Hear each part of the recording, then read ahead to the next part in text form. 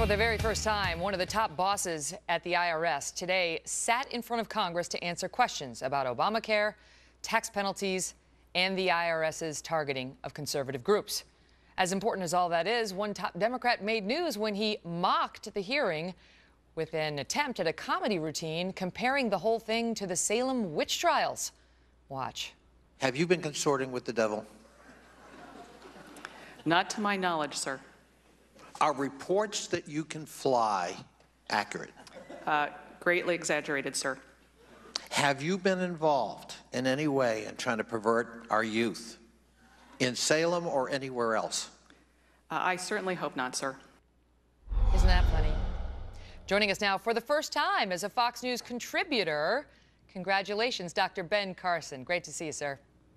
Well, thank you, and congratulations on your new show as well. Thank you very much. So, I mean, I was amazed to watch this hilarious back and forth, and in the wake of something that was very serious, I mean, so serious, the president rushed out to the microphones when the IRS scandal broke, and the head of the IRS got booted and so on, and yet now, a couple months later, it's a laugh riot, and any investigation into it is compared to the Salem witch trials. Your thoughts as somebody who was targeted yourself by the IRS? Well, you know, it's not terribly surprising because if you read Saul Alinsky's book, Rules for Radicals, it talks about the need to ridicule. It also talks about never having a real conversation with your adversary because that humanizes them, and your job is to demonize them. And therefore, we see people coming out and saying about those who oppose Obamacare, for instance, that they want older people to die, they want kids to be deprived of food, and that, you know, all of these things are just straight out of the text. And what's really interesting is, you know, Vladimir Lenin, one of the founders of socialism and communism, he said socialized medicine is the keystone of the arch to the socialist state. In other words, you got to get the socialized medicine as the foundation because it gives you control of the people. Well, it's a serious question. Once you have control of them, you can do whatever you want. It's a serious question because one of the reasons this Democrat, this Virginia Democrat, Gerald Connolly, was suggesting this was a witch hunt is she was questioned quite a bit about a memo between. She used to run that group that was doing the targeting. And so she was questioned quite a bit about a memo that she exchanged because she left that to go run the Obamacare piece of the IRS. A memo she had with White House officials that they believed discussed confidential taxpayer information. And they wanted to know whether she was sharing information she maybe shouldn't have been sharing with White House operatives for political purposes. And that was a charge she denied and so on. But you know, holding up the memo and discussing it with her had to be dismissed instantly with this attempt at humor. Absolutely. And, you know, what's really surprising and very serious, and I think is being missed in this whole discussion, is that the fundamental relationship between the people and the government is shifting and has shifted with the implementation of the Affordable Care Act. It puts the government now at the pinnacle of the power structure. So we are now government-centric as opposed to people-centric. And I don't think the average person even understands what's going on.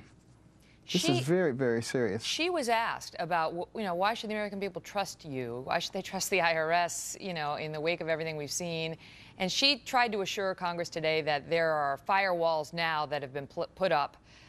Because when you go online to these exchanges, and you know, if you can get on and you can get your information in, that information is sent to ultimately, the IRS can access it, and the question is, well, who's watching the IRS, and who's going to prevent them from sharing it with somebody they shouldn't share it with? And she basically was saying, trust us, trust us. And as I've said before, you know, the IRS is currently under investigation by the House Ways and Means Committee. When in the past have you taken an organization that is under federal investigation and placed them in charge of a major new program? Does that make any sense at all? I don't know what's happened to common sense in our country, but we need to get it back in a hurry. I know you do feel, I saw you on O'Reilly a couple of weeks ago talking about it, but I know you do feel that you were targeted by the IRS. You find the timing suspicious. Shortly after you first spoke out about Obamacare in an unfavorable way at the National Prayer Breakfast. The evidence on that pretty compelling. Any other people come out to you after that testimonial, Dr. Carson, and offer similar stories to you? Oh, yes. Yes, many people have told me that. I get it every place I go. But, you know, the interesting thing is the agent who was in charge said, Ben Carson, I don't know who Ben Carson is. The National Paragraph was, I didn't hear anything about this.